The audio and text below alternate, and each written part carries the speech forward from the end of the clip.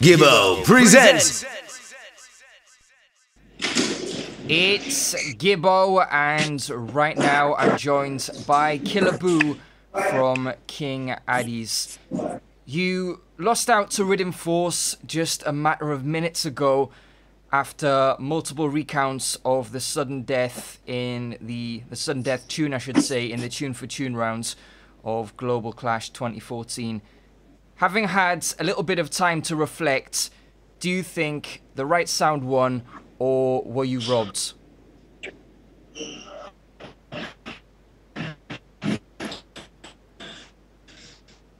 I'm not going to say we were robbed, because I don't ever really get to finish according to how it's supposed to finish. Once again, we've been having a problem with this in New York, where the dance not really get to finish on time, or not enough time to finish tune for tune or the last part of the dance.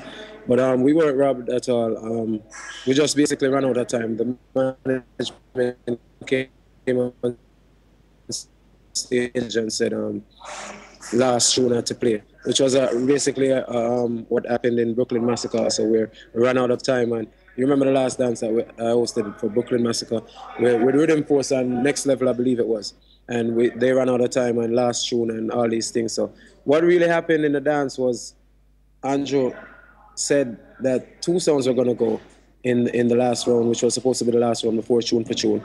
And he added back one sound to the end of the round, where that kind of take up more time, whereas if it was just two sounds, we would have had enough time to play a tune for tune and the dance would have finished. But Riddim Force, they were leading tune for tune, and then we were catching up to them, and the pace was getting ready to change or switch over in our favor when they said it had to be finished. So they said one more tune, and when the crowd voted at first, they gave the tune to King Addies, or the victory to King Addies. But you know, all the time when you vote over and over, some people get fed up and them either walk out or them stop vote or whatever the case is. But we just give it to them. I mean, the majority of the crowd at the final vote said Riddim Force. So we can't take that from them. They did what they had to do. In the final vote, do you think the crowd were voting for who they think won overall, or do you think they were voting for who they think played the better final tune? Well, actually, I believe we played the better final tune. We get the bigger forward for the final tune, you know. But I'm not gonna say anyone was biased or there was a lot of hate towards King Addies or whatever. I mean, you have fans in the crowd, and in a dance there's multiple sounds clashing. Once a sound drop out, and especially if a sound that you didn't come to vote for or cheer for, then beat out your sound, those fans automatically, they split up all over the place, and they probably go with another sound other than King Addies, who might eliminate your sound. So I just saw the thing one more time. Sometimes the fans then just, you know, transfer over to a next sound and just roll with the other sound. Especially if, you know, the sound where you come for cheer for, a sound like King Addies eliminate them. So there's no way those people are going to cheer for us in the end. Did you play back any tunes? Honestly, them say we play back tune. Throughout the night, we don't play back no tune. In tune for tune, them say we play back tune. Honestly, I did not hear any of those tunes played. None of them. You know, whether them say play back, I'm going to have to listen to the audio and decide and find out if we really did play back any tune. But I didn't hear them throughout the night. You know, sometimes we in our laptop, and you know we try to organize ourselves for the next round and all these things, and we'll hear a tune play, take it out of a folder or a file or whatever. But we never hear them two tunes that we must say we play back. I did not hear any of those tunes at all. So come on, a King Addies, we want to go back in a tune for tune and go play back two tune. One might get to it, but not two.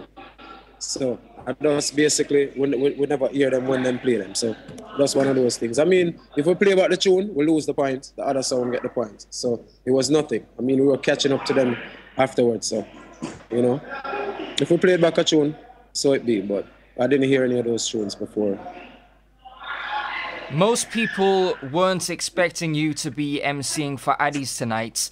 Can you tell me, when you found out you were going to be the MC for this clash, and who made that decision?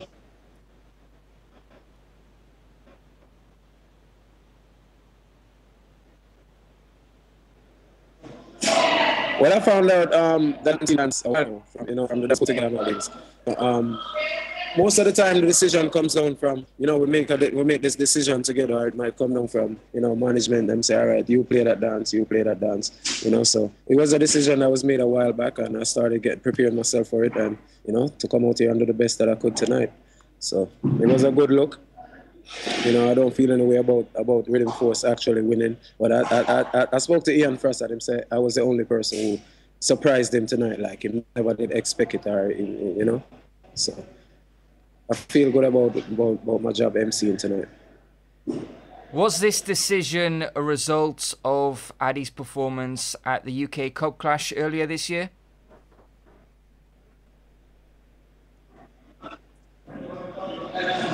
No, I wouldn't say that. It has nothing to do with UK Cup Clash. Like I said, the management they let me know that I was gonna MC this dance a while back. I'm not even sure if it was before we went to UK Cup Clash or whatever. But sometime around that time, we knew we were going to be doing Global Clash. I didn't get to go to England. The sound has more than one MCs. So, you're going to find that some of the selectors or the MCs are going to work on a dance and some are not. And this was my time to work on this dance. So I was chosen to do this dance. Taking into account the poor showing in London in April, the fact that you were 3-time defending Global Clash champions, and that the clash was taking place in your backyards, were you under more pressure to perform last night than the other sounds? Yeah, well, you always have to represent hometown, You always have to put on a good show. You can't take it for granted and say you're in your hometown, so you're gonna automatically do good. That's never the case. Addies always make sure so we prepare ourselves, and whether out of town or we're in our own hometown, we have to make sure so we put on a good show. And that's what we came out here and did tonight. I mean, we weren't taking any of the sounds for granted. As you can see, a lot of people might expect a sound like Barrier Free to go a long time ago.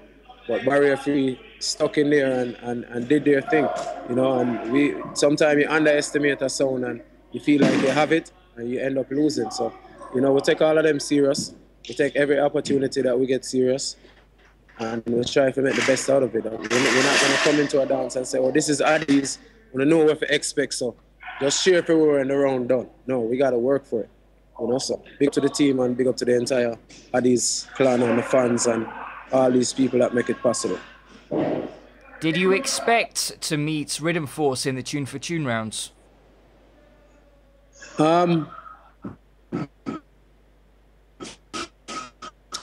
Yeah, I knew that Riddim Force would do very well. I'm not taking nothing from them. Like the first time you ever did an interview, Gibbo, I told you that Riddim Force is a sound. I see something in them and the way they do their thing. It's nothing you can take away from them because they're always consistent. So big up to Riddim Force once again. A lot of people say we were going to be in the Tune for Tune together.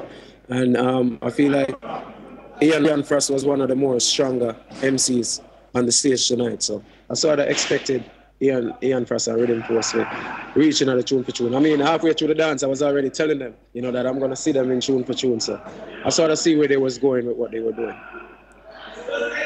Did you expect more from any of the other sounds? Do you think any of them let themselves down?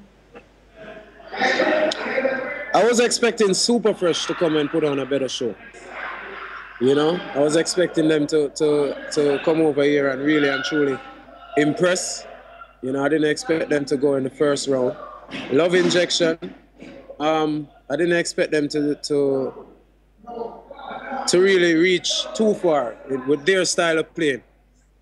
It's a big bad sound, but I didn't expect them to reach too far in this dance with their style of playing. Barrier Free, I knew they were going to come and get a few forwards, but I knew they were going to boil down in the end. So, Johnny Guard, 6 Killa. I guess I never expect much from them either, I haven't heard from them in a while, so I didn't know what to expect from Bodyguard. What was Addies' strategy for this clash? Just kill. The strategy was basically just to kill. I have to ask You know what I mean? Like I said, we weren't taking any of the sounds lightly. So they go ahead.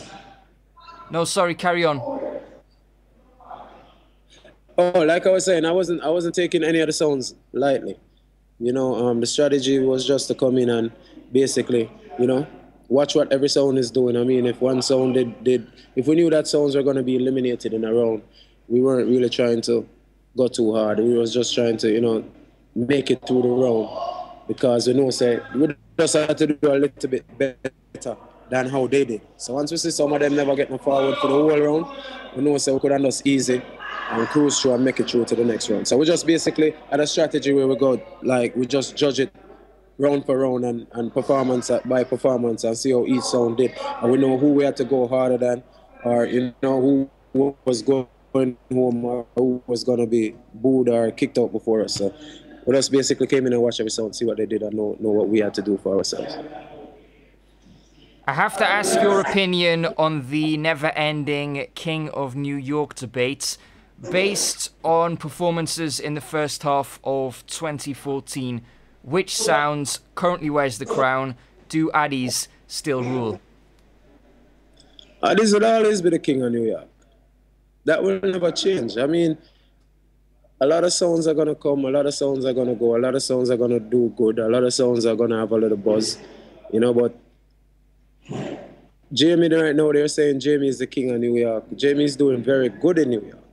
I want to give Jamie a title as King of New York yet.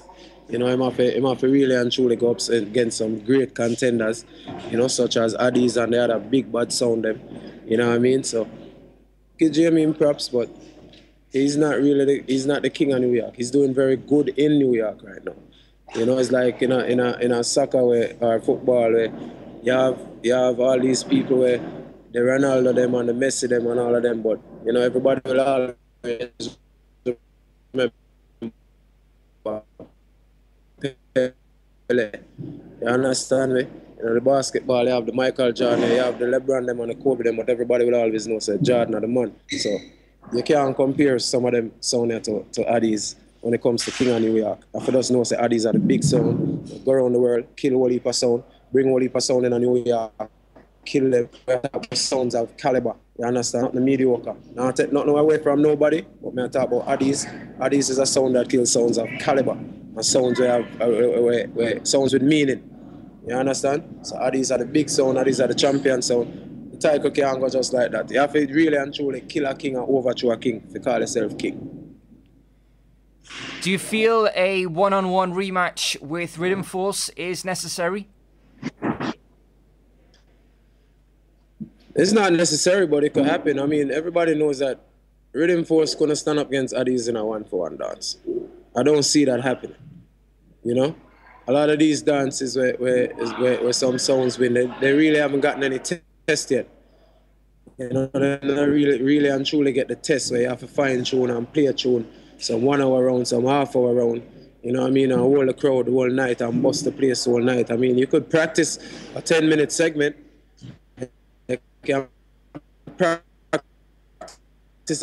a 15-minute segment. You have to really and truly, you know, war a sound and play some tune for the night.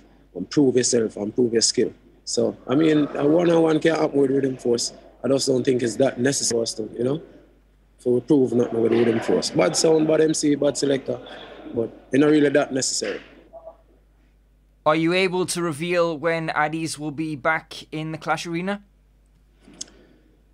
Not sure right now. I'm hearing of some things in Canada. You know, we're going to Spain in August. You know, we have that to come up, the Rotterdam Festival. So we'll look out for that happening very soon. I'm not sure of the next clash. All I heard so far is something coming up in Canada. So hopefully that's still in the works and that still can get done. You know what I mean? It's supposed to be a big clash. So that's all I could say for now. Killa Boo, thanks a lot. Thanks, Gibbo. Respect. Gibbo.